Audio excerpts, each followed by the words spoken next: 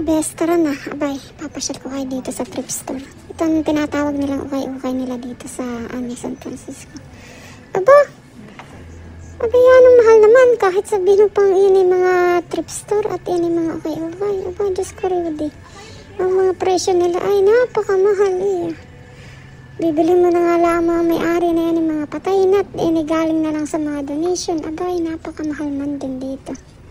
Kaya minsan ako na may napunta lang at ako may tinitignan. At saka kahit pa paano naniningin-ningin kung ano baga mayroon. Abay talaga rin naman. Ay hindi rin nagkaigi. Honey, at talaga napakamahal. Buti pang ikay bumili ng bago at least ay ikaw ang unang gagamit. Ay ganoon din ang presyo pag nakakita ka ng sale. Aba ay kainaman din naman sa pagkamahal. Ay tapos ay iba'y sira pa. Honey, bakit ka ba bibili ng ganyan kung sira-sira naman? Tapos ay madumi pati. Hindi nila masyadong nadilinisin. Aba, ayan tuloy. Chinismis ko na sa inyo ang loob ng thrift store. May pagkachismosa.